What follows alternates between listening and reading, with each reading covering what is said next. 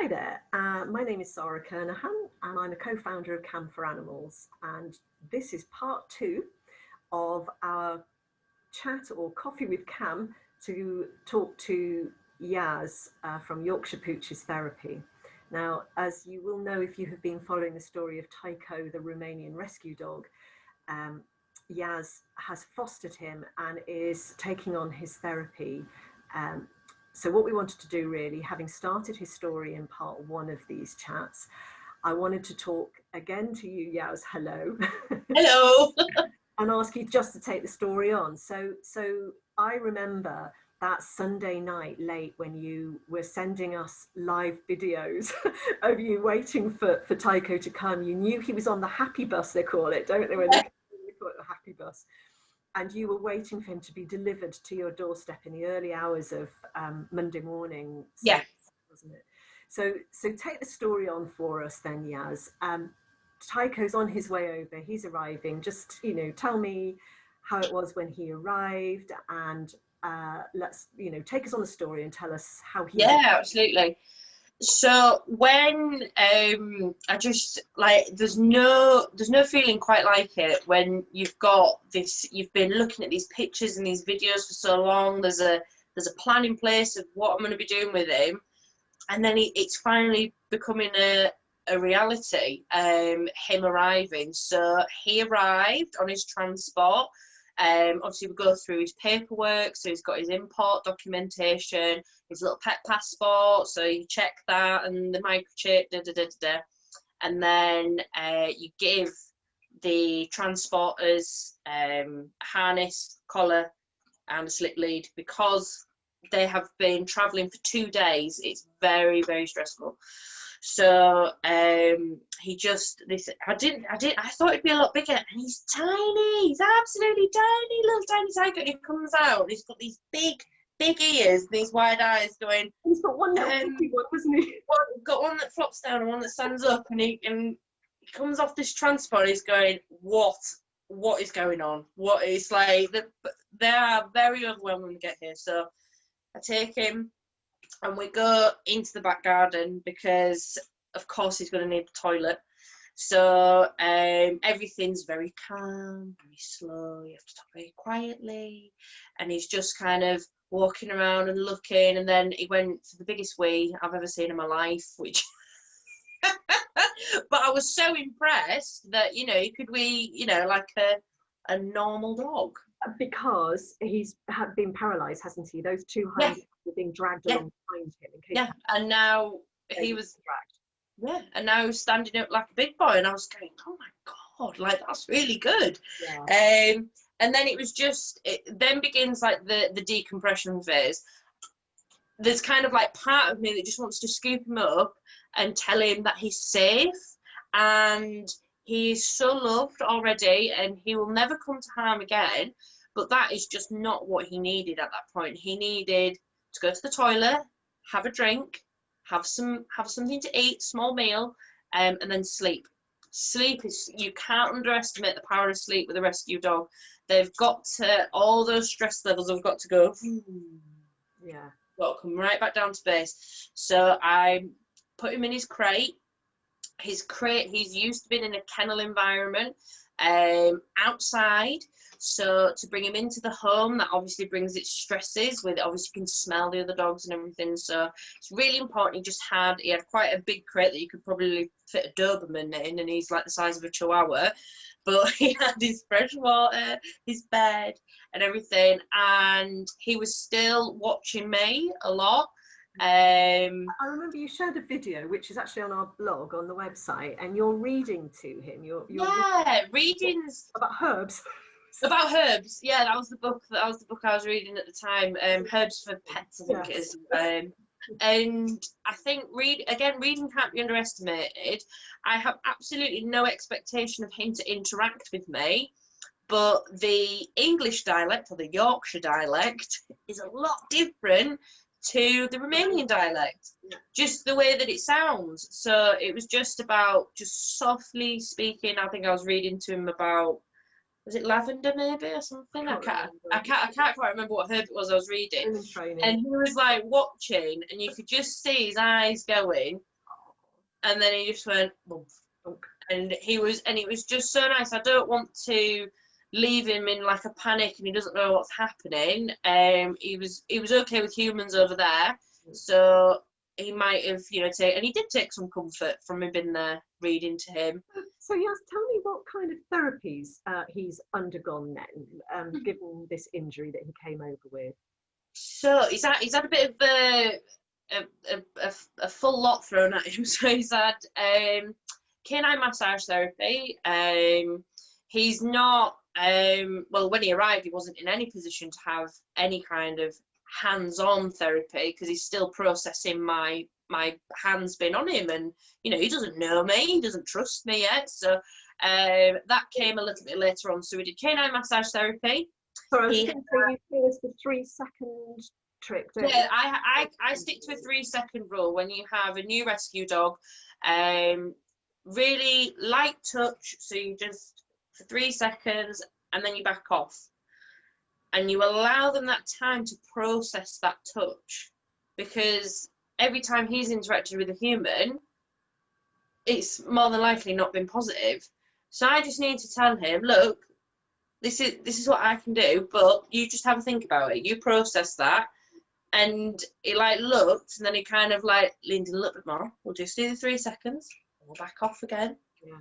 And then, but actually Tycho, I mean, he's an absolute credit to where he came from with Do Good Romania and Lucky's Legacy, because he was just really receptive to touch, and he came on a lot quicker than, say, my other Romanian rescue, Peggy.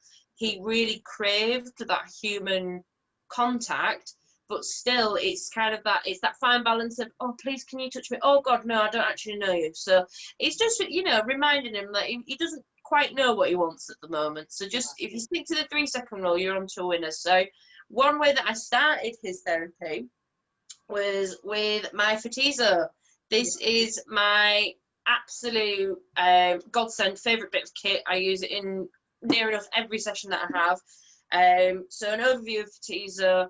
LED therapy. So is used to reduce inflammation. Yeah. It's a photobiomodulation unit. Yes. I've got that right. Yeah. And actually a horse friend of mine who's an equine practitioner has messaged me yesterday to say that she's noticed that the vet care Fatizo handsets actually really do calm the animals down as well. So they emit a bit of a low noise as well, like a low frequency noise, and I think that potentially has like a calming effect. It's warming. Warming is soothing for the most part. So that was the first bit of therapy he had. We were outside. Obviously he'd had his structured introduction to my dogs in the house, because you can't expect them all to be friends straight away. He has no idea who they are. So we've done that, and then we're all sat outside. It's really important to make sure you're not doing it in the living room. You've got to make sure that every dog doesn't feel like they're backed into a corner, so that if they want to remove themselves from the situation, they can get away quickly and without obstruction. So we're all sat outside, and I used my good old Fatizo, and I just put it next to him at first, and he had a sniff of it. Some dogs, they won't notice you put him next to it, but he did, and he was like, oh, what's that? And then once he was happy with it being sat next to him, I thought, oh, look what it can do, Tycho, and turned the button on, and it wasn't touching his skin directly. It was maybe 3 inches away. Yeah. And then once he was all right with that, and because it makes a little beep, I moved it a little bit closer, a little bit closer. And I've got a video on the blog of him using it, and he moves his legs closer towards it. Yeah. They're not daft. They know which side the bread's buttered on. Yeah. He's like, oh, that's quite nice. That have a bit of that. Yeah. So with Fatizo, you then moved on to sort of hands-on therapies with some of the massage. And did you notice that because he's been dragging himself along, actually there were lots of issues in the neck and shoulders?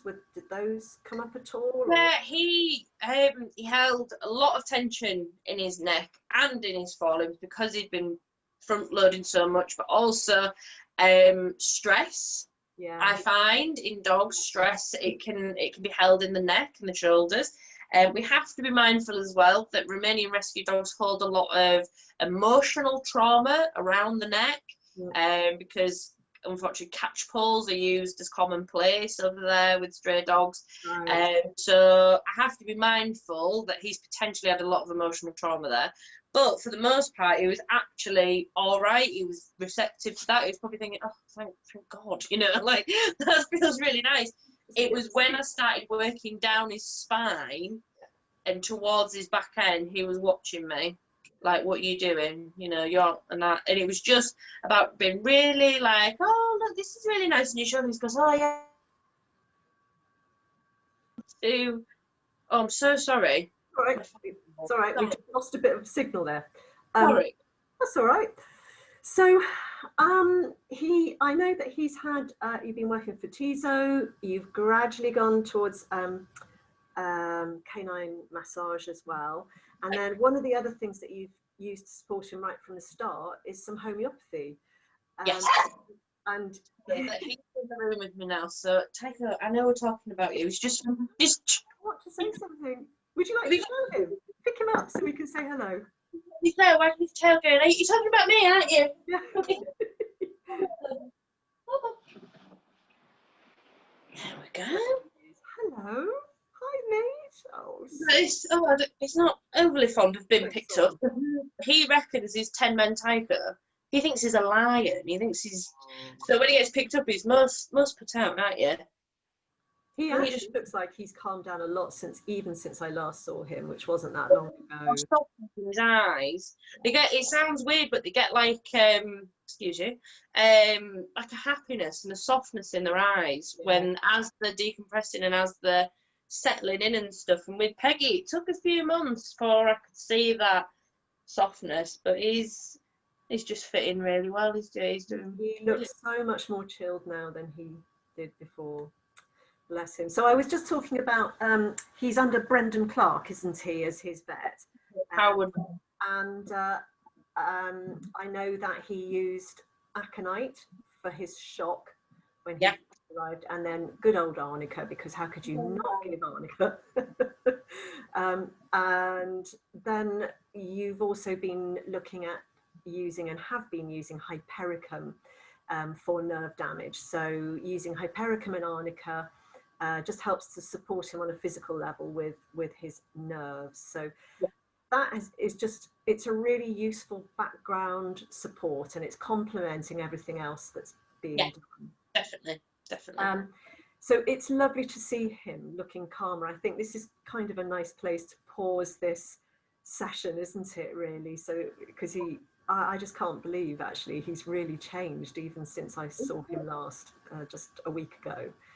So let's do a part 3, and we'll focus much more on his therapies and what's been useful, what hasn't been useful, and I think we might even do a part 4 maybe for people on what to expect when rescuing a dog from overseas. You know, what's the reality of it, because it's not easy, and I think it'd be really useful for people to know what to expect. Yes. So we will, let's call it a day for part 2. Thank you very much. Also, my coffee is finished, so and since this is coffee with CAM4animals, I need to go and refill before we do part 3. All right, thanks so much. This is Yaz from Pooches Therapies, and I'm Sara Kernohan from CAM4animals. Thank you for tuning in, and come and listen to us for part 3. Bye bye for now.